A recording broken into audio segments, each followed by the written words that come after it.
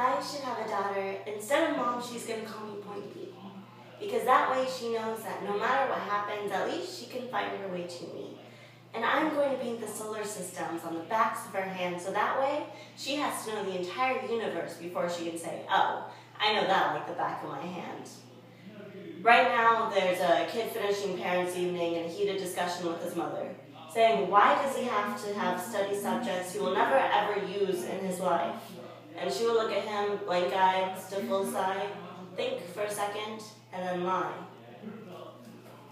Sir Ken Robinson, a multiple-time presenter at TED Talks and an innovator in creativity and education, once said that if you're not prepared to be wrong, you'll never create anything original.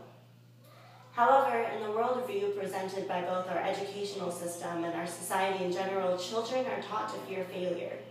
We are taught that this world is defined by one single path and one single answer through our multiple choice tests, our self-definitions based off of test grades, and the utter squashing of the individual in order to advocate group thinking. Using the poems, If I Should Have a Daughter by Sarah Kay, I Will Not Let an Exam Grade Determine My Future by Sully Brooks, Poetry by Marianne Moore, we will uncover the need to bring out the individual in our children, rather than stifling them for the sake of test grade.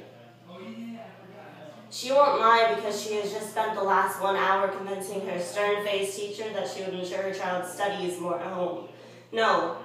She will lie simply because she does not know any better herself. She will rely on society to tell her that her child, who is one of the sharpest minds at the school, is hyperactive, unfocused, easily distracted, and wayward. She's going to learn that this life will hit you hard, in the face, wait for you to get back up again just so it can kick you in the stomach. But getting the wind knocked out of you is the only way you can remind your lungs why they love the taste of air. I could care less for your deluxe vacuum.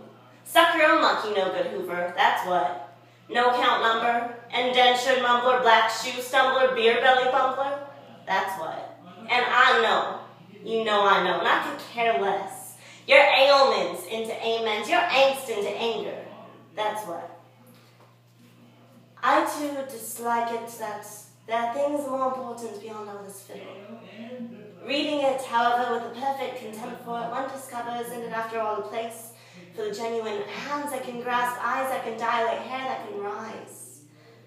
If it must, these things are important not because a high and sounding interpretation can be put upon them, but because they're useful.